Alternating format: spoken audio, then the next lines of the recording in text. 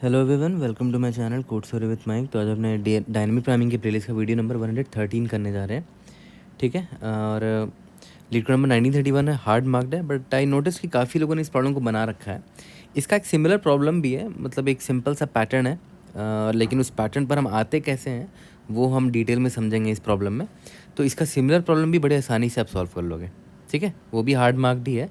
Motivation क्या है? Do what is right, not what is easy. अगर आपको ग्रो करना है तो you have to go out of your comfort zone. Easy को छोड़ के मीडियम और हार्ड की तरफ मूव करना पड़ेगा, स्लोली स्लोली। पहले ईजी करो, नॉट बैड बट ठीक है, बट धीरे धीरे you have to grow. Do what is right but not what is easy. Okay, lead को 1411 सिमिलर प्रॉब्लम है। इस पर मैं लास्ट में आऊँगा, थोड़ा सा बताऊँगा इसके बारे में, ताकि आप पैटर्न समझ पाओ। जो यहाँ फॉलो हो रहा है सेम इसी प्रॉब्लम में भी फॉलो होगा। ठीक है, painting a grid with 3 different colours. You are given 2 integers m and n, जहाँ पर m रो है और n कॉलम है उस ग्रिड का। Where each cell is initially white, you can paint each cell इधर रेड, ग्रीन और ब्लू, R, G या तो B। All cells must be painted. चलो ठीक है, सारे सेल पेंट करने हैं। Return the number of ways to colour the grid with no 2 adjacent cells having the same colour. आपको ऐसा पेंट करना है कि कोई भी एडजेसेंट सेल, चाहे वो राइट साइड में हो, चाहे लेफ्ट साइड में हो, चाहे ऊपर हो या नीचे हो, कोई भी एडजेसेंट सेल सेम नहीं होना चाहिए, सेम कलर का नहीं होना चाहिए। Since the answer can be very large, return it modulo 10⁻9+7। Okay, जैसे यहाँ पर देखो m=1 n=1 है, मतलब 1x1 सेल जो ग्रिड है 1x1 का है, मतलब उसमें छोटा सा ग्रिड है, एक ही सेल है इसमें। तो या तो आप इसमें रेड कर दो कलर, एक तरीका ये हो गया। दूसरा तरीका क्या हो गया, एक 1x1 का सेल है, आप उसमें ग्रीन कर दो। तीसरा तरीका क्या हो गया, 1x1 का सेल है, उसमें आप ब्लू कर दो। टोटल कितने वेज निकल के आ गए? 3 वेज। आंसर हमारा 3 है। यहाँ पर देखते हैं m=1 n=2 है ना, मतलब इसका मतलब क्या हुआ, एक रो है और 2 कॉलम है। ठीक है, एक रो है और 2 कॉलम है। ठीक है, तो इसमें देखते हैं 6 पॉसिबिलिटी क्यों बोल रहे हैं। आप यहाँ पर रेड और ग्रीन कर सकते थे, या फिर आप यहाँ पर रेड और ब्लू कर सकते थे, या फिर आप यहाँ पर ग्रीन और रेड कर सकते थे, या फिर ग्रीन और ब्लू कर सकते थे। ठीक है, सिमिलरली यहाँ पर आप ब्लू एंड रेड कर सकते थे, ब्लू एंड ग्रीन कर सकते थे, है ना। अलग अलग कलर रखना है एडजेसेंटली। तो देखो 1 2 3 4 5 6, टोटल 6 निकल कर आ गया पॉसिबिलिटी। ठीक है, यहाँ तक क्लियर है। और इसको आप ऐसे भी देख सकते थे कि दो दो सेल्स है ना यहाँ पर, आपके पास 3 कलर है RGB। तो यहाँ पर आप या तो R रख सकते हो, या तो G, या तो B। तो यहाँ पर 3 कलर रख सकते हो। और यहाँ पर एक कलर आपने मान लेते हैं यहाँ पर R रख दिया, तो यहाँ पर G या तो B बचेगा, या फिर अगर आपने यहाँ पर G रख दिया तो यहाँ पर B और R बचेगा इसके लिए, है ना। तो यहाँ पर देखा है तो 2 वेज निकल कर आते हैं। तो 3 × 2 टोटल 6 वेज निकल कर आ गए, है ना। तो ऐसे भी निकाल सकते थे। ठीक है, समझ में तो आ गया है प्रॉब्लम। अब देखते हैं हमारा थॉट प्रोसेस क्या होगा इसमें। अगर आप नोटिस करो, मैं आपको एक छोटा सा एग्जांपल लेकर दिखाता हूँ। मान के चलते हैं आपके पास एक 3x3 का ग्रिड है। ठीक है, इस ग्रिड को मैं बना देता हूँ। 3x3 है ये, मतलब यहाँ पर m=3 है और n=3 है। अब देखो एक बहुत घटिया सोल्यूशन ये हो सकता है कि मान लेते हैं अभी आप 0,0 पर हो, मान के चलते हैं। ठीक है, आपने क्या किया, यहाँ पर रेड डाला। ठीक है, इसको थोड़ा और छोटा कर देता हूँ ताकि ट्री डायग्राम बनाने में दिक्कत ना हो। आपने मान लेते हैं यहाँ पर रेड डाला, तो आपके पास 3 ऑप्शन है। आप या तो यहाँ रेड डाल सकते थे, या तो आप यहाँ ग्रीन, या तो ब्लू डाल सकते थे। मान के चलते आपने रेड डाला और आपने आगे रिकर्शन भेज दिया। ठीक है, क्योंकि तो रिकर्शन की बात यहाँ पर क्यों आई, मुझे दिखा कि ऑप्शन है भाई, या तो R, या तो G, या तो B, है ना। तो यहाँ पर R डाला, फिर मैं आगे बढ़ गया। ठीक है, अब आगे बढ़ना है तो आप बढ़ते वक्त किसी भी डायरेक्शन पे मूव कर सकते थे, है ना। आप चाहे तो यहाँ नीचे राइट हैंड साइड में मान लेके आ गए, तो आप इंश्योर कर लेना कि प्रीवियसली आपने R यूज़ किया ना, तो यहाँ पर आप R नहीं यूज़ कर सकते, आप या तो G या तो B यूज़ कर सकते हो। तो यहाँ पर भी देखो आपके पास ऑप्शन है, या तो G यूज़ कर सकते थे, या तो B यूज़ कर सकते थे। ठीक है, तो यहाँ पर भी ऑप्शन आ रहा है।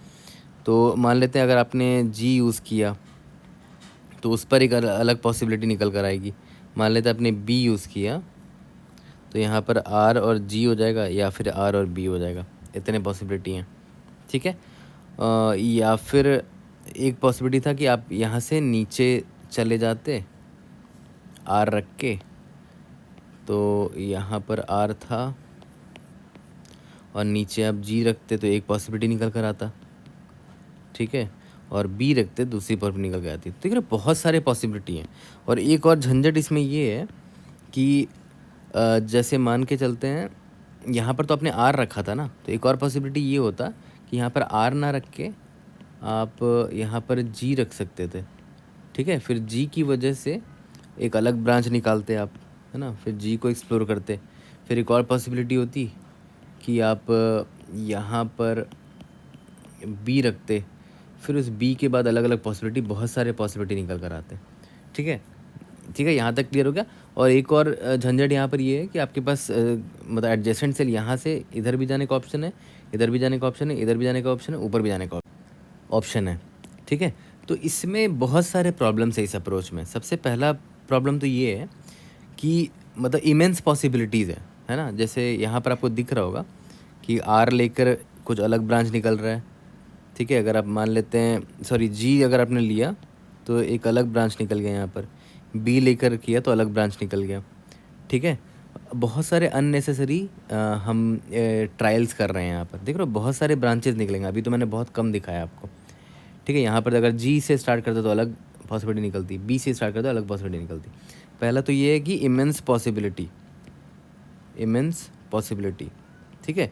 दूसरा प्रॉब्लम क्या है ना कि आप देखो हर एक बार अलग अलग 2D अरे बन रहा है यहाँ पर, इसका स्टेट अलग है, इसका स्टेट अलग है, ठीक है। तो मान लेते हैं अगर आपको मेमोराइजेशन भी करना हुआ फ्यूचर में, तो कैसे मेमोराइज करेगा, ये पूरे 2D अरे को थोड़ी स्टोर करेगा, क्योंकि देखो हर बार 2D अरे का स्टेट अलग अलग है। यहाँ पर आर जी है, यहाँ पर आर बी है, एंड सो ऑन, ठीक है। तो इतना आप स्पेस स्टोर कैसे करोगे, या फिर मेमोराइज करने में हालत ख़राब हो जाएगी, ठीक है। आई थिंक मेमोराइज से ज़्यादा बड़ी प्रॉब्लम तो ये है कि इतनी सारी पॉसिबिलिटी जो आप लिख रहे हो, ठीक है, उसमें हालत ख़राब हो जाएगा आपका, है ना। ऊपर नीचे लेफ़्ट राइट जाने का अलग पॉसिबिलिटी है, ठीक है, कि आप किस डायरेक्शन पे जा रहे हो, पहली चीज़। दूसरी चीज़ कि आपके पास हर सेल में आप ऑप्शन चेक कर रहे हो, हर सेल के पास 3 ऑप्शन है, या तो आर, या तो जी, या तो बी, ठीक है। उसके बाद आप मान लेते हैं आपने आर रखा, तो आर के बाद यहाँ नीचे अलग पॉसिबिलिटी निकल कर आई, जी के बाद अलग पॉसिबिलिटी निकल के आई, बी के बाद अलग पॉसिबिलिटी निकल के आई, ठीक है।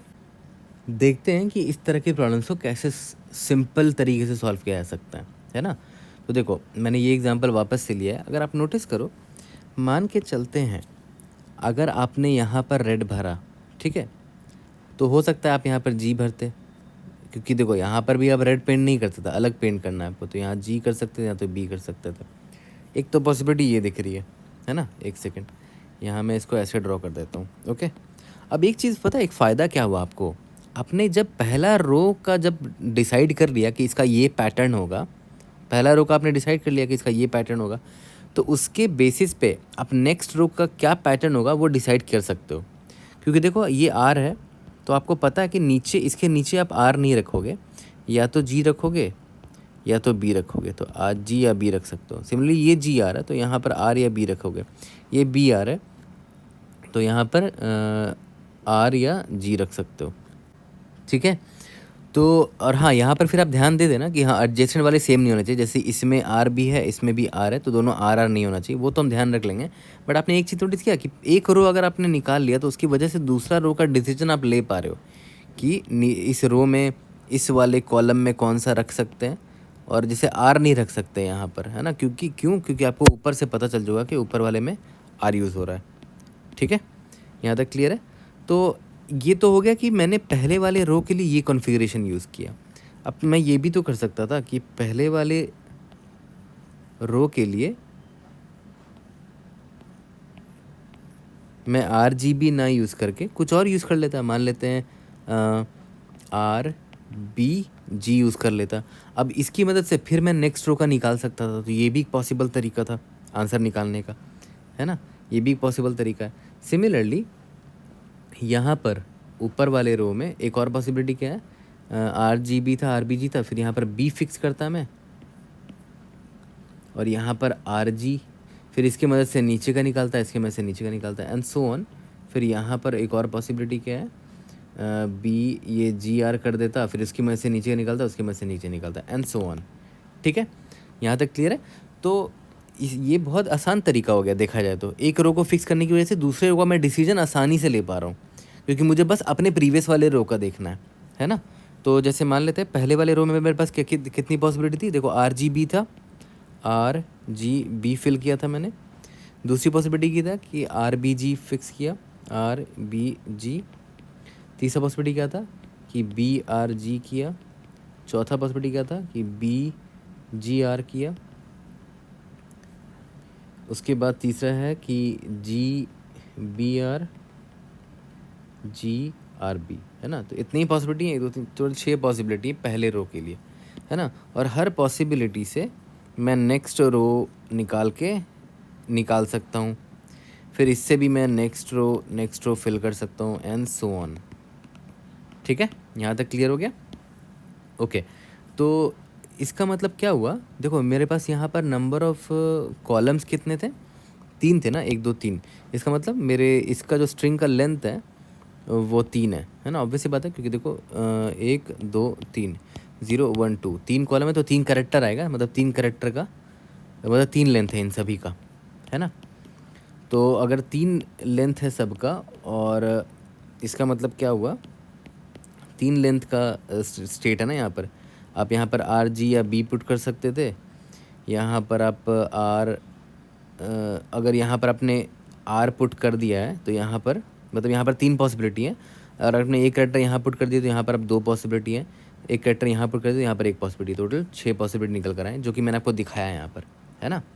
ठीक है, तो अगर आप कंस्ट्रेंट पे ध्यान दोगे तो नंबर ऑफ जो रोज़ दे रखे हैं वो है आपका less than equal to m है, लेस देन इक्वल टू 5 है, 1 लेस देन इक्वल टू, ये कॉलम जो है ना वो 1000 तक दे रखा है, कि कॉलम जो है आपका 1000 तक जा सकता है।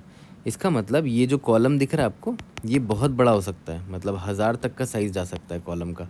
लेकिन रोज़ देखो सिर्फ 5 ही जा सकता है, रोज़ ज़्यादा से ज़्यादा 5 ही जाएगा। m देखो 5 दे रखा है ना, 1 2 3 4, रोज़ सिर्फ 5 सकता है, लेकिन कॉलम बहुत बड़ा जा सकता है, समझ रहे हो, 1000 तक का कॉलम जा सकता है। ठीक है, तो अगर मैं आपको बोलूँ कि यार अगर समहाउ आपने पहला रो फिक्स कर दिया R G B R G, फिर यहाँ पर बी डाल दिया, यहाँ पर आर डाल दिया, यहाँ पर जी डाल दिया, एंड अल्टरनेट करके डाल दिया ताकि एडजेसेंट कलर सेम ना हो। उसके बाद आप दूसरे कलर का निकाल सकते हो आराम से, दूसरे रो का आराम से निकाल सकते हो, फिर तीसरे रो का आराम से निकाल सकते हो, चौथे रो का आराम से निकाल सकते हो, सारे पॉसिबिलिटी निकाल सकते हो। बट एक प्रॉब्लम क्या है ना कि देख रहे हो इतना बड़ा ये जो आपने पॉसिबिलिटी बनाया है, क्यों बड़ा बन गया, क्योंकि भाई नंबर ऑफ़ कॉलम ज़्यादा थे इसमें, है ना, 1000 कॉलम है। ठीक है, लेकिन नंबर ऑफ़ रोज़ स्मॉल है, तो क्यों ना आप ये ना करके आप ये भी तो कर सकते थे कि अगर आपको कॉलम का अगर आपने फिक्स कर दिया कि आपने कॉलम में क्या पेंट किया है, मान लेते हैं आपने 0th कॉलम में फिक्स कर दिया कि आपने क्या पेंट किया है, आर जी बी पेंट किया, मान के चलते हैं, तो आप इसकी मदद से नेक्स्ट कॉलम का भी पता कर सकते हो। देखो जैसे आर है तो आपको पता है कि यहाँ पर जी या बी ही पुट कर सकते हो, यहाँ जी है तो यहाँ पर आप आर या बी ही पुट कर सकते हो, क्योंकि ये जी इसके बराबर, यहाँ पर जी नहीं रख सकते आप बगल में, बी है तो यहाँ पर आर या जी पुट कर सकते हो। फिर आप इनमें चेक कर लेना कि सेम करेक्टर नहीं होना चाहिए, है ना, एडजेसेंट में। ठीक है, फिर इस कॉलम की मदद से ये पुट कर लिया। ओके, तो इससे देखो फ़ायदा क्या हुआ कि यहाँ नंबर, अब जो मेरा स्ट्रिंग का जो मेरा स्टेट है देखो आर जी बी है ना, उसका लेंथ कितना होगा, 3 लेंथ हुआ सिर्फ। क्यों, क्योंकि नंबर ऑफ़ रोज़ कितने हैं, नंबर ऑफ़ रोज़ 3 है ना, तो 1 कैरेक्टर 2 कैरेक्टर 3 कैरेक्टर, 3 लेंथ का हुआ। और प्रॉब्लम में दे रखा है कि रोज़ का ज़्यादा से ज़्यादा वैल्यू 5 ही होगा। ठीक है, तो जो मेरा स्टेट होगा, हर कॉलम को रिप्रेजेंट करने के लिए जो स्टेट होगा उसका 5 मैक्सिमम लेंथ होगा, है ना, ज़्यादा से ज़्यादा 5 मैक्सिमम लेंथ होगा। तो हम ये अप्रोच ना फॉलो करके कि एक रो को फिक्स कर लिया क्या क्या पॉसिबिलिटी है, ठीक है, और उससे नेक्स्ट रो का निकाल रहे हैं आंसर, वो ना फॉलो करके हम क्या करेंगे, एक कॉलम में क्या क्या पॉसिबिलिटी आ सकते हैं, या तो आर, ये मान लेते हैं 0th कॉलम है, आर जी बी आ सकता था, या फिर 0th कॉलम में आप आर बी जी ला सकते थे, या तो 0th कॉलम में आप बी आर जी ला सकते थे, एंड सो ऑन। इस कॉलम के हेल्प से आप नेक्स्ट कॉलम का निकाल सकते हो।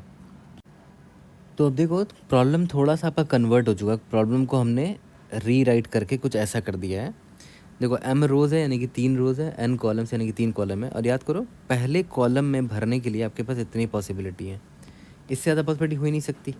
क्योंकि याद करो टोटल कितने रोज़ थे, टोटल 3 रोज़ थे, है ना। मान के चलते हैं टोटल आपके पास 3 रोज़ हैं, ओके।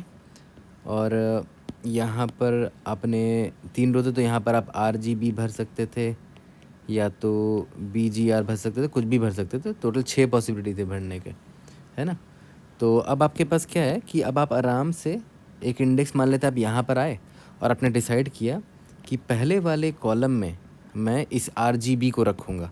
मान लेते आपने डिसाइड किया, आपके पास ऑप्शन है कि आपने RGB को यहाँ रखा और आपने एक्सप्लोर करने भेज दिया कि अगर पहले कॉलम में RGB रखा, मतलब इस इंडेक्स वाले को रखा, तो कितने पॉसिबल वेज निकल कर आएंगे। मैं रिकर्सिवली भेज दूंगा, वो निकाल के ले आएगा मेरा टोटल, ठीक है। फिर आपके पास ऑप्शन है कि नहीं, अब हो सकता है मान लेते हैं आपने इसको नहीं लिया, आपने इसको ले लिया कि आप पहले कॉलम में इसको डालोगे, ठीक है। यहाँ पर आपने क्या रखा है, यहाँ पर RBG, ठीक है। एक ऑप्शन ये हुआ। फिर आप यहाँ पर सॉल्व फंक्शन कॉल करके ले आना, ये total number of possible ways निकाल कर ले आएगा, ठीक है। तीसरा पॉसिबिलिटी क्या है कि आपने यहाँ ना भर के आई यहाँ रखा और आपने यहाँ सॉल्व फंक्शन कॉल कर दिया और आपने बोला कि पहले कॉलम में आप इसको फिल करोगे, ठीक है, GRB को, GRB। सिमिलरली इसका भी, इसका भी, इसका भी, इतने सारे सॉल्व फंक्शन कॉल करोगे। तो इसमें एक फ़ायदा आपको क्या हो रहा है कि ये जो स्ट्रिंग का लेंथ है ना, देखो हर स्टेट का जो लेंथ है ये ज़्यादा से ज़्यादा कितना जाएगा, ये ज़्यादा से ज़्यादा 5 जाएगा। क्योंकि याद करो प्रॉब्लम में दे रखा है कि ज़्यादा से ज़्यादा मैक्सिमम नंबर ऑफ़ रोज़ कितने दे रखे हैं प्रॉब्लम में, 1 < 5 दे रखा है। रोज़ का ज़्यादा से ज़्यादा वैल्यू 5 होगा, है ना। तो मान लेते 5 रो अगर होता भी है, 1 2 3 4 5, ठीक है। तो RBG और यहाँ पर मान लेते हैं R हो गया और यहाँ पर G हो गया, ठीक है। तो 5 रो है, ज़्यादा से ज़्यादा स्ट्रिंग का लेंथ कितना होगा, 5 होगा, 1 2 3 4 5, ठीक है।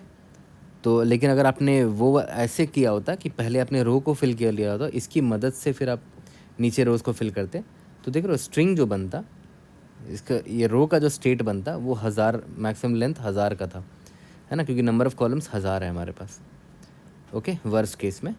लेकिन इसमें फ़ायदा हो रहा है कि मैंने क्या किया, रो को एज अ स्टेट ट्रीट किया है, सॉरी कॉलम को एज अ स्टेट ट्रीट किया है कि इस कॉलम में अगर ये भरेंगे तो इसके बाद क्या भरा जाएगा, इसके बाद क्या भरा जाएगा, एंड सो ऑन, ठीक है।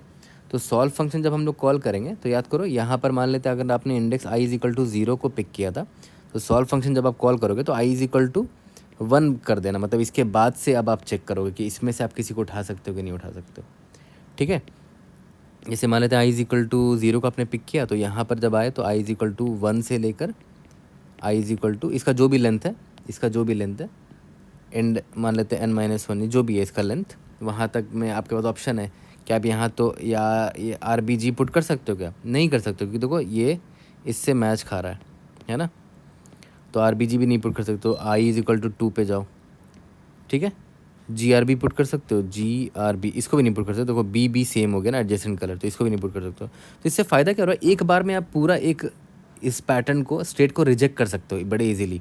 तो इस अप्रोच की यही ख़ास बात है कि आपने एक कॉलम को ही एक स्टेट ट्रीट कर लिया है, ठीक है। और जितने पॉसिबल वेज थे पहले कॉलम को फिल करने का वो आपने पहले ही निकाल लिया, ठीक है। अब आप उसको सेलेक्ट कर रहे हो, एक बार इसको लेने का एक्सप्लोर किया, इसको लेकर एक्सप्लोर किया, एंड सो ऑन, सारे पॉसिबल वेज को ऐड कर देना, क्योंकि आपको टोटल नंबर ऑफ वेज निकालने हैं, तो ये आपका आंसर होगा, ठीक है। अब बात आती है कि हम लोग इसको, जैसे सबसे पहली बात तो कि भाई ये जो पॉसिबल स्टेट्स हैं वो कैसे निकालेंगे, है ना। तो कुछ कुछ स्टोरी पॉइंट्स हैं इसके। सबसे पहला, फाइंडिंग जो कॉलम है, पहला कॉलम में मुझे क्या फिल करना है उसका स्टेट कैसे निकालेंगे, फाइंडिंग फर्स्ट कॉलम स्टेट्स, कितने पॉसिबल स्टेट्स होंगे पहले कॉलम में फिल करने का। दूसरा, कॉलम जब हमने कॉलम स्टेट्स मान लेते हैं हमने जब निकाल लिया, तो हमें सिंपली इसमें फॉर लूप लगाना है, for i = 0, i is less than जो भी मेरा कॉलम स्टेट्स डॉट साइज़ है, हर किसी को हम मौका देंगे पहले कॉलम में रखने का। एक बार इसको मौका दिया, एक बार इसको मौका दिया एंड सो ऑन, सबको मौका देंगे i प्लस प्लस, ठीक है, result plus is equal to, simply मैंने सॉल्व कॉल कर दिया और बोल दिया कि पहले कॉलम में मैंने index i is equal to 0 वाले को पिक किया है, ठीक है।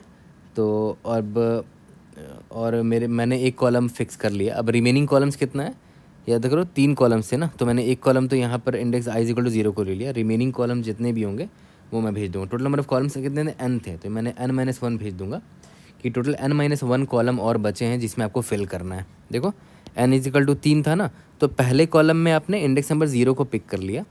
अब रिमेनिंग कितने कॉलम बचे, n-1 यानी कि 3 2 रिमेनिंग 2 कॉलम्स है, तो अब 2 कॉलम में मुझे फिल करना है, ठीक है। और आप इंडेक्स भी भेज दो कि आपने लास्ट कौन सा इंडेक्स वाले स्टेट को लिया था, आपने आई को लिया था, i इज इक्वल टू 0 को लिया था, है ना। फिर नेक्स्ट जब आप जिस स्टेट को लोगे वो इंडेक्स आई के बाद ही होना चाहिए। ओके, ये हो गया। ये मेरा आंसर निकाल कर ले आएगा। ओके, अब देखो अब एक और चीज़ और देखना, 2 चीज़ें हैं यहाँ पर स्टेट के लिए। पहला कि कितने कॉलम्स और बचे हैं, दूसरा कि आपने लास्ट किस इंडेक्स वाले स्ट्रिंग को लिया था कॉलम के लिए, ठीक है। अब बस लास्ट रिटर्न हमें रिज़ल्ट कर देना होगा, ठीक है। बट एक और स्टेप यहाँ बचता है हमारा, क्या बचता है कि सॉल्व फंक्शन हमें कैसे लिखना है, ठीक है। तो देखा है तो मेन इंपॉर्टेंट पार्ट इसका ये है, स्टेप 1 और स्टेप 3।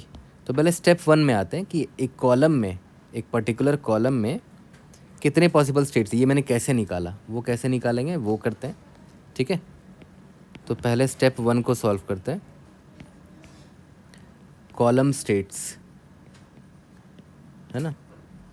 कॉलम स्टेट्स निकालने का तरीका क्या है, और सबसे पहले ये चीज़ तो मैंने क्लियर कर दिया कि क्यों मैं कॉलम वाइज चल रहा हूँ, है ना, इस कॉलम से इस कॉलम, इस कॉलम से इस कॉलम, क्योंकि कंस्टेंट मैंने देखा तो number of columns is very less equal to 5 है। तो जो मैं स्टेट बनाऊँगा, है ना, जो मैं स्टेट बनाऊँगा उसमें सॉरी नंबर ऑफ़ रोज़ मेरे लेस हैं, ठीक है। तो एक कॉलम को भरने के लिए मान लेते हैं 4 रोज़ थे, तो इस कॉलम का जो स्ट्रिंग बनेगा उसका लेंथ 4 होगा। प्रॉब्लम में दे रखा है ज़्यादा से ज़्यादा नंबर ऑफ़ रोज़ 5 होंगे, तो मेरा स्ट्रिंग का लेंथ भी ज़्यादा से ज़्यादा 5 ही होगा, है ना। तो जो और कॉलम मेरा बहुत ज़्यादा था, है ना, कॉलम मेरा दे रखा था कि n less than equal to 1000 है। ऑब्वियसली बात है मैं 1000 लेंथ का स्ट्रिंग नहीं बनाता फिरूँगा, मेरे लिए बहुत टाइम लग जाएगा उसमें, है ना। m इज़ इक्वल टू 5 है, तो इसीलिए मैंने क्या किया, ऐसे कॉलम बाय कॉलम फिल कर रहा हूँ, क्योंकि रोज़ कम है ना, मेरे छोटे हैं। तो पहले मैं इस कॉलम का स्टेट बना लूँगा, मान कोई भी स्टेट बना लो, RGB जो भी है, उसके हिसाब से नेक्स्ट कॉलम को फिल करेंगे, उसके हिसाब से नेक्स्ट कॉलम को फिल करेंगे। तो पहले स्टेप 1 को देखते हैं कि हम कॉलम स्टेट्स जो फिल करना चाह रहे हैं, ये मैं क्या करना चाह रहा हूँ कि एक कॉलम में कि जो मैं एक पैटर्न बनाऊँगा, जो स्टेट बनाऊँगा, ठीक है, उसमें कितने पॉसिबिलिटी है। एक पॉसिबिलिटी था RGB, दूसरा पॉसिबिलिटी था BGR एंड सो ऑन। तो ये सारे पॉसिबिलिटी मुझे क्रिएट करने हैं, और इसका लेंथ कितना होगा, देखो तो इसका लेंथ होगा टोटल नंबर ऑफ़ रोज़ के बराबर। देखो पहला, दूसरा, तीसरा, ये किसके बराबर है, नंबर ऑफ़ रोज़ के बराबर है ना। तो जो भी स्टेट बनेगा उसको हम कॉलम स्टेट्स नाम के एक वेक्टर ऑफ स्ट्रिंग में स्टोर कर लेंगे, ठीक है। ओके, तो अभी स्टेट बनाना स्टार्ट करते हैं। स्टार्टिंग में मेरा जो स्टेट है वो एम्प्टी स्ट्रिंग है, अभी उसमें मैंने कुछ नहीं डाला है। अब मेरे पास ऑप्शन है कि यहाँ पर मैं R डाल सकता हूँ, या तो G या तो D डाल सकता हूँ। मान के चलते हैं मैंने एक बार ये R डाला यहाँ पर, ठीक है, तो मेरा स्ट्रिंग ये R हो गया। ओके, और प्रीवियस कलर कौन सा है, प्रीवियस कलर अभी इससे प्रीवियस कलर कोई था ही नहीं, क्योंकि अभी तो आपका एम्प्टी स्ट्रिंग था, है ना। ये आपका मान लेते हैं एम्प्टी स्ट्रिंग था, और ये आपके पास ऑप्शन है RGB का। तो प्रीवियस स्ट्रिंग आपका, प्रीवियस आपने कोई करेक्टर लिया ही नहीं था, तो आपने R ले लिया। ओके, इसके बाद R के बाद यहाँ पर RGB लिख देते हैं। R आपने फिल किया, फिर आपके पास 3 ऑप्शन है, या तो R, या तो G, या तो B, ठीक है। तो अब R तो आप ले नहीं सकते, क्योंकि R is equal to previous character, ठीक है। तो आप G ले सकते हो, तो मान लेते हैं आपने G ले लिया, तो R, G हो गया, ठीक है। और देखते रहना कि कितने लेंथ का हमने बना दिया है। लेंथ किसके बराबर होगा, टोटल नंबर ऑफ रोज़ के बराबर होगा, है ना। तो यहाँ पर लेंथ मैं ले लेता हूँ, length is equal to total number of rows ले लिया मैंने, या तो लेंथ इज इक्वल टू 0 ले लेते हैं स्टार्टिंग में, यहाँ पर लेंथ इज इक्वल टू 1 हो गया, और यहाँ पर आर जी जब हुआ तो लेंथ इज इक्वल टू 2 हो गया, है ना, आर जी बी। फिर आपके पास ऑप्शन है या तो आर ले लो या तो जी या तो बी ले लो। अब तो मान के चलते हैं आपने आर लेने की कोशिश की, आर ले सकते हो यस, क्योंकि देखो प्रीवियस कैरेक्टर के बराबर नहीं है, प्रीवियस कैरेक्टर जी है ना, तो आर अगर आपने ले लिया तो यहाँ से क्या बनेगा, आर जी आर बनेगा। मान लेते हैं अगर आपने आर नहीं लेके जी लिया होता तो जी आप नहीं ले सकते, प्रीवियस कैरेक्टर जी के बराबर है, ठीक है। जी नहीं लिया तो बी ले सकते हो, हाँ बी क्योंकि जी के बराबर नहीं है, तो आप यहाँ पर निकल के आ जाएगा आर जी बी। देखो यहाँ पर लेंथ 3 हो गया, यहाँ पर भी लेंथ 3 हो गया, तो ये दोनों वैलिड आंसर है, तो इसको भी रिजल्ट में डालेंगे, इसको भी रिजल्ट में डालेंगे, ठीक है। ओके, यहाँ तक क्लियर है।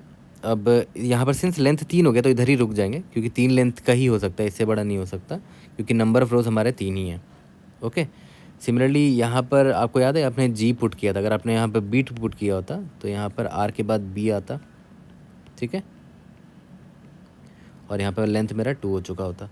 सिमिलरली आप फिर ऑप्शन है या तो आप आर पुट करो तो आर बी आर बन जाएगा, या तो आप जी पुट करो तो आर बी जी बन जाएगा, ठीक है, या तो आर बी जी हो गया, या तो आप बी पुट करो, बी पुट नहीं कर सकते क्योंकि बी इसके बराबर है, एंड सो ऑन। तो इसी तरह आप सारे आराम से निकाल सकते हो।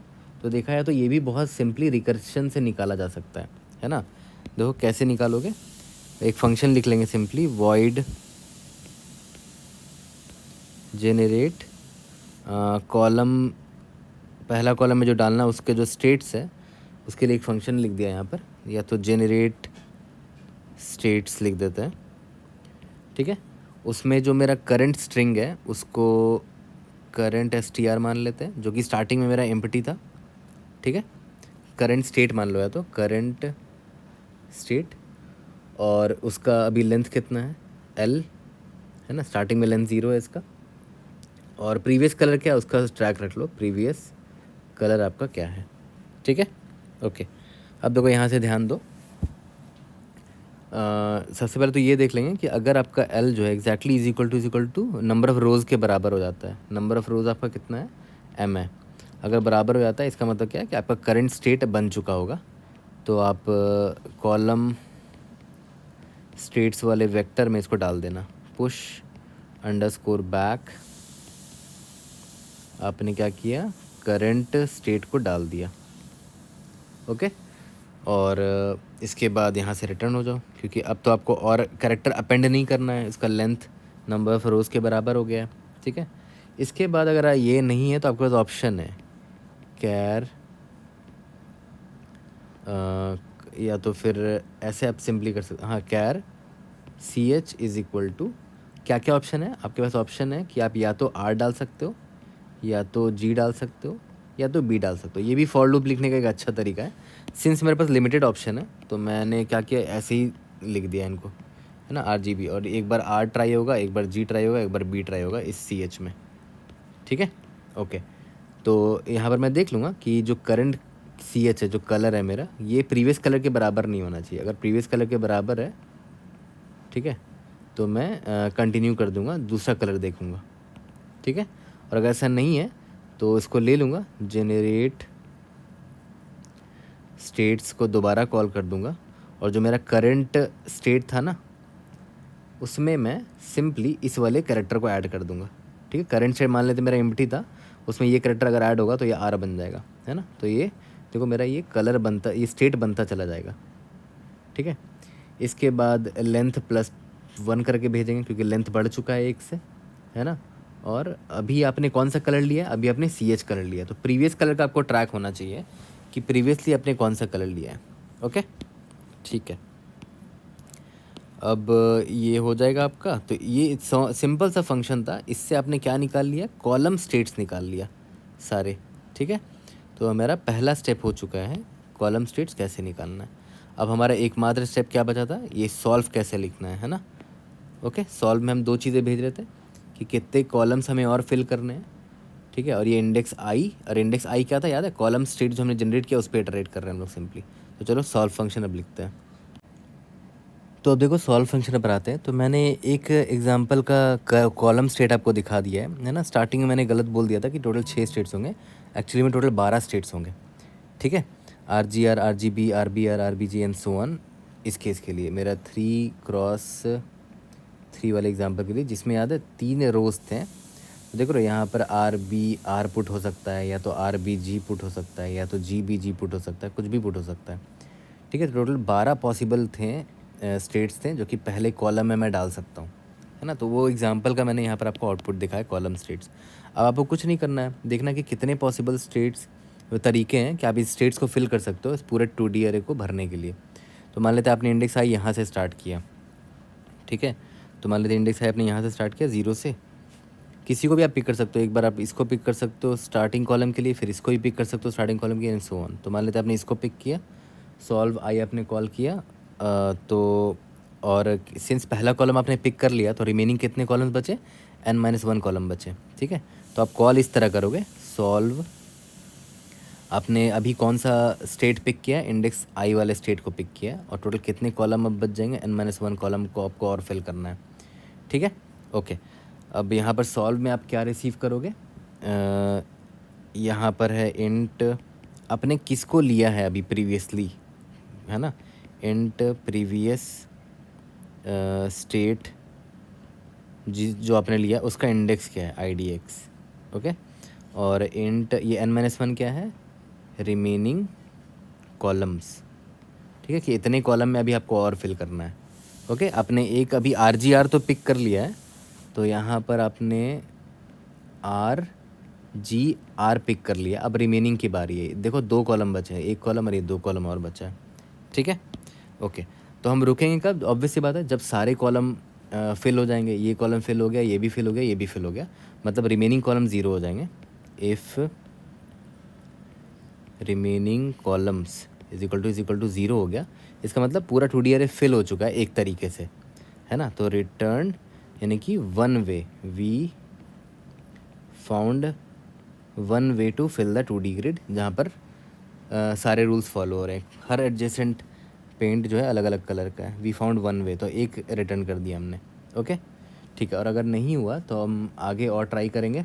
अब देखो ध्यान देना, एक सेकेंड, इसको मैं ऐसे कर देता हूँ, हाँ। अब देखो यहाँ मैं क्या लिख रहा हूँ, याद करो आपने प्रीवियसली कौन सा पिक किया था, स्ट्रिंग प्रीवियस कौन सा स्टेट था आपका, जो प्रीवियस इंडेक्स हमने ले रखा ना, प्रीवियस स्टेट इंडेक्स, उसको मैंने एक स्ट्रिंग में स्टोर कर लिया। याद करो कहाँ से था, कॉलम स्टेट्स वाला जो मेरा वेक्टर था वहाँ से उठाया था मैंने, प्रीवियस स्टेट इंडेक्स, ठीक है, इसको मैंने उठा लिया। अब आपको आगे, अब आपको और भी लोगों को पिक करना है, ठीक है। तो हम क्या करेंगे, फॉर लूप लिखते हैं, आई एक दूसरा आई ले लेते हैं, i is equal to 0, i is less than जो भी कॉलम स्टेट्स है, कॉलम स्टेट्स डॉट साइज, है ना, और भी बाकियों को पिक करना है ना। और आपने प्रीवियसली इसको पिक किया था, है ना, ये आपका प्रीवियस था, ठीक है। अब आप इन लोगों को देख रहे हो किसको आप पिक कर सकते हो, तो i plus plus string is equal to column states of i, ठीक है। यहाँ पर इसका नाम क्या देते हैं, स्ट्रिंग, इसका नाम करंट दे देते हैं ना, करंट स्टेट है ये मेरा, ओके। और यहाँ पर हम बस हमें क्या करना है, जो प्रीवियस स्टेट मेरा था, मतलब जो प्रीवियस स्ट्रिंग मैंने इसको लिया था, और अभी मान लेते हैं मैंने इसको चुना, मान के चलते हैं एग्जांपल के तौर पे ले लो, तो हमें बस कंपेयर करना है कि कहीं दोनों का एडजेसेंट कलर सेम तो नहीं हो रहा, ठीक है। तो बस मतलब प्रीवियसली मान लेते हैं अगर आपका RBG था, ठीक है, तो अब आपने करंट स्टेट मान लेते हैं GBR को चूज़ किया, तो आप बस इतना चेक करो ये इसके बराबर तो नहीं है, ये इसके बराबर तो नहीं, अगर बराबर है तो मतलब नहीं चुन सकते, हमें दूसरा देखना पड़ेगा, ओके। तो सिंपली फॉर लूप लगा लेते हैं, फॉर इंट कोई भी int j is equal to 0, j is less than, in strings का लेंथ कितना होगा, जितने रोज थे, था ना, तो नंबर ऑफ रोज कितने थे, m थे, j प्लस प्लस, है ना। अगर इफ़ जो आपका प्रीवियस था, प्रीवियस स्टेट जो था उसका जेथ कैरेक्टर अगर बराबर हो गया मेरे करंट स्टेट के जेथ कैरेक्टर के, तो ऑब्वियस सी बात है मैं यहाँ पर बूलियन वेरिएबल ले लेता हूँ, boolean valid is equal to true, और यहाँ पर वैलिड को फॉल्स मार्क कर देते हैं, है ना। और यहाँ से ब्रेक कर देंगे कि भाई नहीं मैच कर, मतलब सेम कलर हो गया, यहाँ से ब्रेक कर दो। फिर जब इस फॉर लूप से बाहर निकलूँगा, ठीक है, तो मुझे पता होगा कि भाई इस किसको मुझे करंट वाले कैरेक्टर स्ट्रिंग को लेना है कि नहीं, ठीक है। इफ़ अगर वैलिड होगा तभी मैं लूँगा, है ना। अगर वैलिड हुआ, ठीक है, तो टोटल नंबर ऑफ़ वेज मुझे मैं निकाल लूँगा, रिकर्शन को भेज दूँगा, वो मुझे निकाल के दे देगा। Ways plus is equal to, वापस से सॉल्व फंक्शन कॉल करेंगे और वहाँ पर मैं क्या पास करूँगा कि अब आगे जाऊँगा तो उन लोगों के लिए प्रीवियस स्ट्रिंग कौन सा होगा, जो अभी ith वाले को मैंने पिक किया था, है ना। तो उनके लिए प्रीवियस स्टेट का इंडेक्स i होगा, और जो रिमेनिंग कॉलम है मेरा, रिमेनिंग कॉलम -1 करके भेजूँगा, ठीक है, क्योंकि एक कॉलम मैंने अभी और फिल कर लिया है, ठीक है। ये भी मान लेते हैं फिल हो गया मेरा। मान लेते हैं यहाँ पर GR और यहाँ पर B चुन लिया मैंने। अब मैं नेक्स्ट कॉलम को फिल करने जा रहा हूँ, ठीक है। और ये लास्ट कॉलम अगर हुआ तो मतलब एक ग्रिड फिल कर दिया हमने एक तरीके से, ओके। और चाहे तो आप एक और चेक यहाँ पर डाल सकते थे कि करेंटली आप जिस भी स्टेट को चुन रहे हो, इफ़ आई जो भी इंडेक्स के स्टेट को आपने चुना है, अगर वो एग्जैक्टली उस इंडेक्स के बराबर हुआ, तो जो भी मेरा प्रीवियस स्टेट इंडेक्स था, अगर उसके बराबर हुआ तब भी आप कंटिन्यू कर जाओ, क्योंकि ऑब्वियसली सेम स्टेट आप रख नहीं सकते। प्रीवियस स्टेट IDX, तब भी कंटिन्यू कर जाओ, इसको आप नहीं ले सकते, नेक्स्ट इंडेक्स में चले जाओ, ठीक है। बट सिंस हम ये फॉर लूप में चेक कर ही लेते हैं कि अगर सेम करेक्टर है तो हम ब्रेक कर जाते हैं, तो इसीलिए मैंने नहीं डाला। बट आप इस फॉर लूप को एक बार और रन से बचा सकते हो, अगर आप यहाँ पर ही अर्ली चेक डाल दो कि सेम इंडेक्स को आप दोबारा नहीं पिक कर रहे हो, ओके। क्योंकि सेम इंडेक्स को दोबारा पिक कर लोगे, मान लेते हैं यहाँ पर RBG है, दोबारा से RBG वाला पिक हो जाएगा ना, तो ये तो गलत हो जाएगा, एडजेसेंट कलर सेम हो जाएगा, है ना।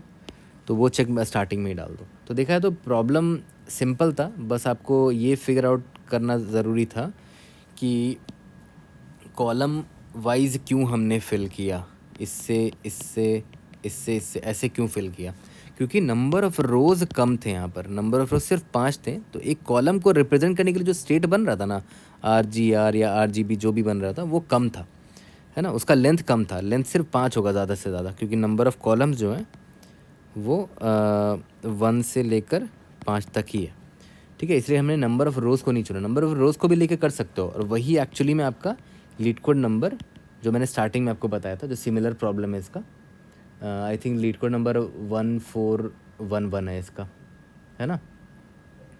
एक बार देख लेना, मैंने लिंक 1411 है, हाँ 1411।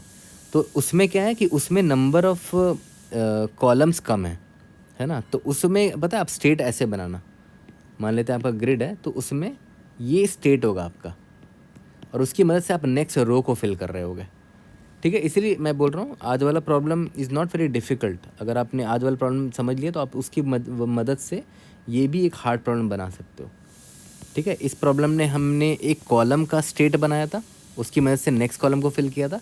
लीड कोड 1411 में एक रो का स्टेट बनाएंगे, क्योंकि नंबर ऑफ़ कॉलम्स उसमें लेस है, ठीक है। उसमें स्टेट बनाया, मान लेते हैं उसमें कलर हो सकता है, उसमें भी RGB कलर था शायद, मुझे याद नहीं आ रहा, ठीक है। या तो RGB या तो RGR, आपने कोई भी स्टेट चुना, इसकी मदद से आप फिर नेक्स्ट रो को फिल कर सकते हो, नेक्स्ट रो को फिल कर सकते हो, एंड सो ऑन, ठीक है। तो 1411 ज़रूर से बना लेना। तो आई थिंक हम इस वाले प्रॉब्लम का कोड करने के लिए अब रेडी हो चुके हैं। कोड करते हैं, इसको फिनिश करते हैं, वहीं पर टाइमर स्पेस कंप्लीट देख लेंगे। तो चलो, सबसे पहले तो मैंने क्या बोला था, हमारा स्टेप 1 क्या था, जनरेट कॉलम स्टेट्स। पहले कॉलम में क्या फिल कर सकते हैं, उसके लिए जितने पॉसिबल स्टेट्स है वो जनरेट कर लेते हैं। जनरेट कॉलम स्टेट्स नाम का एक फंक्शन लिख लेते हैं, उसमें हमारा जो स्टार्टिंग स्ट्रिंग होगा वो एम्प्टी होगा, ठीक है। और क्या प्रीवियस कैरेक्टर हमारा क्या है वो भेज देता हूँ, बट अभी मैंने कोई भी कैरेक्टर नहीं लिया है, तो प्रीवियस कैरेक्टर में कुछ भी ले लेता हूँ, हैश ले लेता हूँ, है ना।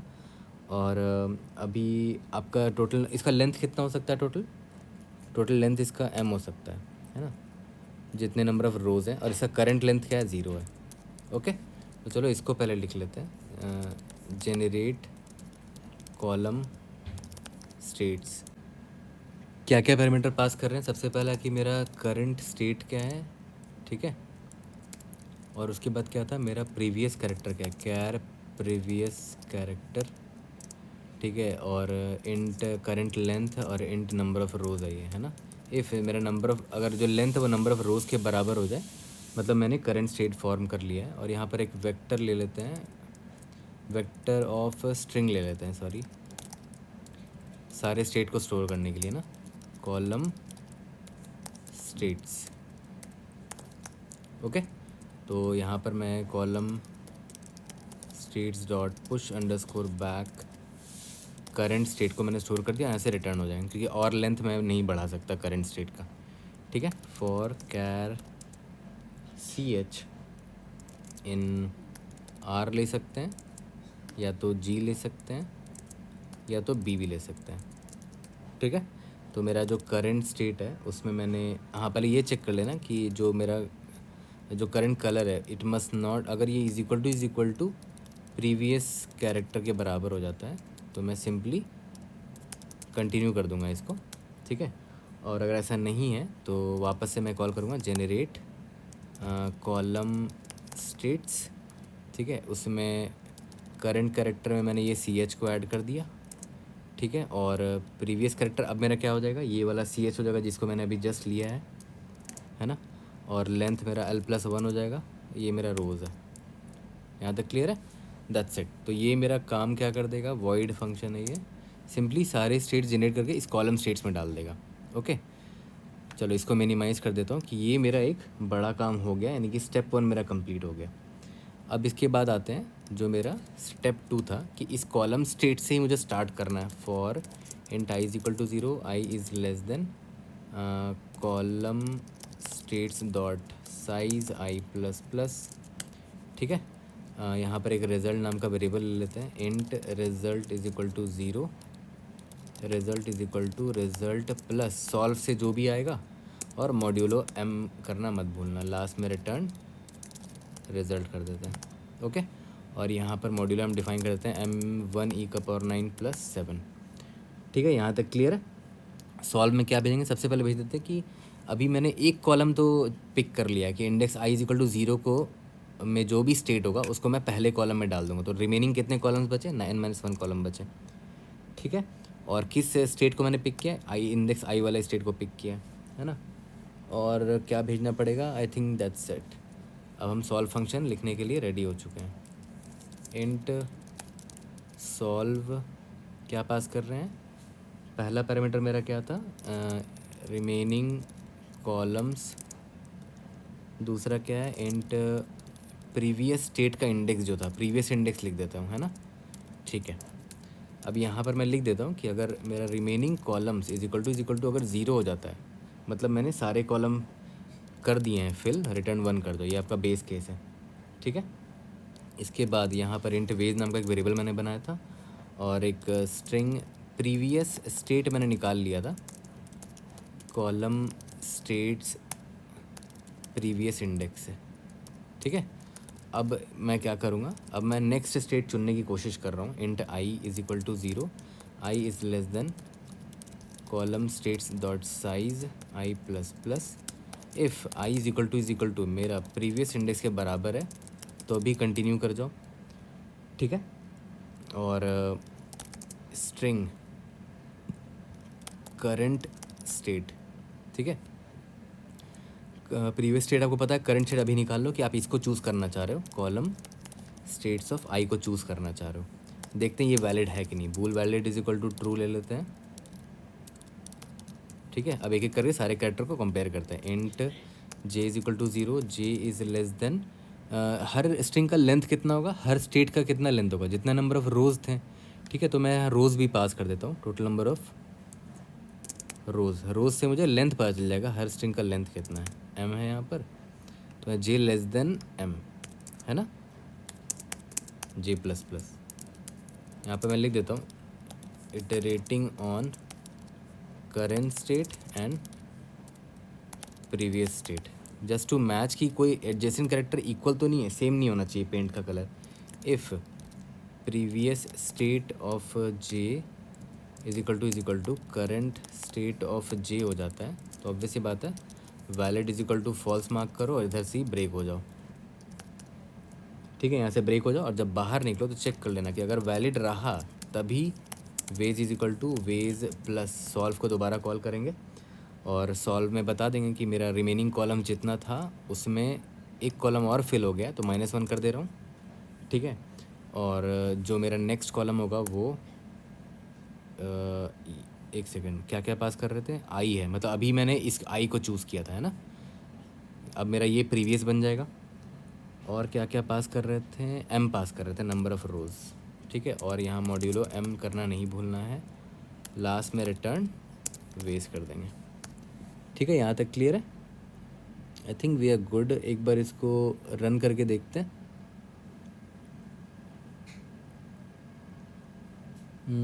क्या गलती कर रहे हैं, अननोन टाइप एम, अच्छा यहाँ पर इंट एम होगा, सॉरी।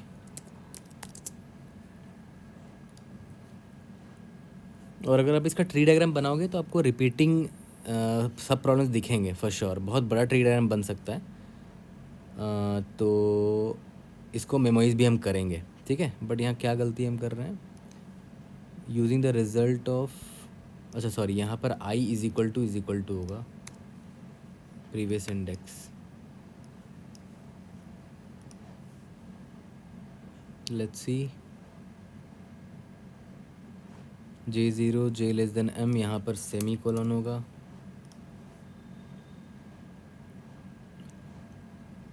NDDS, ठीक है। सबमिट करके देखते हैं। Most probably time limit exceed आ जाएगा, तो हम इसको मेमोराइज कर लेंगे जो हमारा सॉल्व फंक्शन है, ठीक है।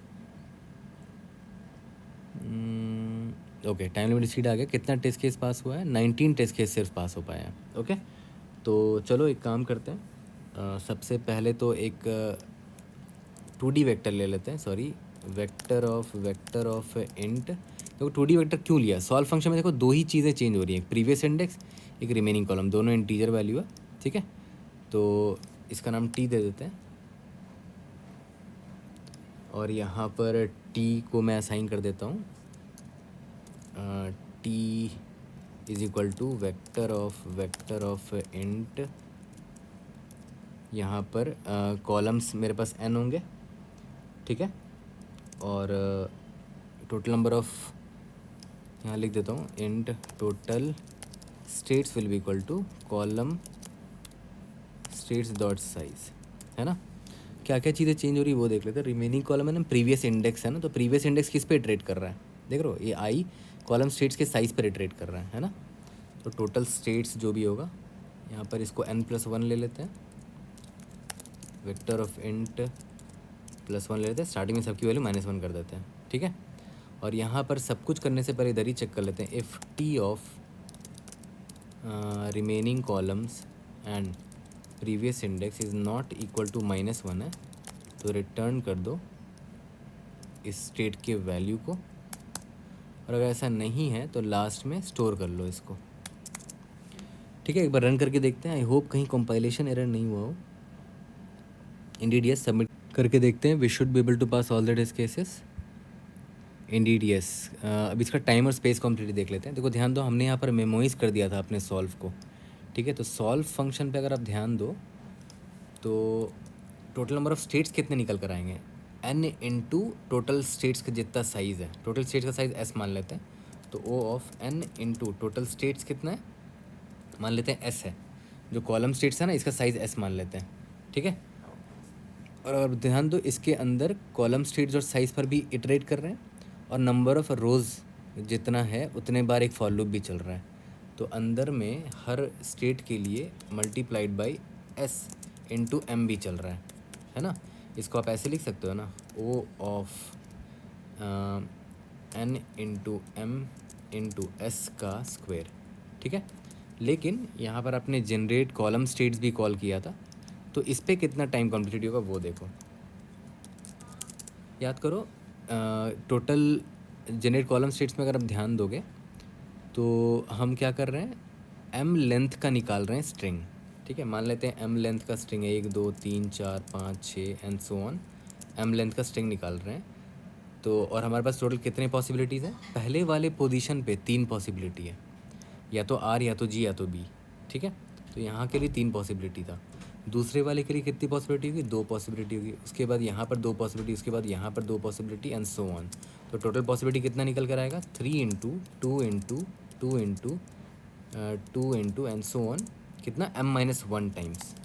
इसको आप बोल सकते हो 3 इंटू 2 का पावर m-1, ये इसका टाइम कॉम्प्लेक्सिटी हो जाएगा ओ ऑफ इतने पॉसिबल आपको निकालने हैं ना 2 का पावर m-1, जिसको आप अप्रॉक्सीमेट करके 2 का पावर m भी लिख सकते हो।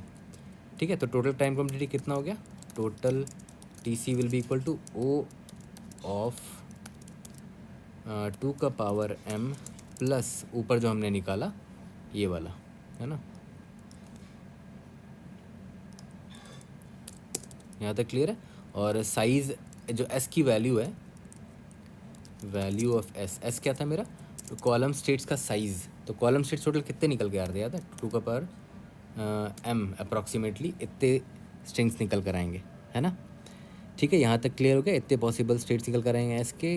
टाइम कॉम्प्लेक्सिटी हो गया, स्पेस कॉम्प्लेक्सिटी भी हमारा एस होगा क्योंकि हमने कॉलम स्टेट्स का एक वेक्टर लिया है, और n इंटू एस हमारा जो स्पेस कॉम्प्लेक्सिटी ये भी है O of n into S.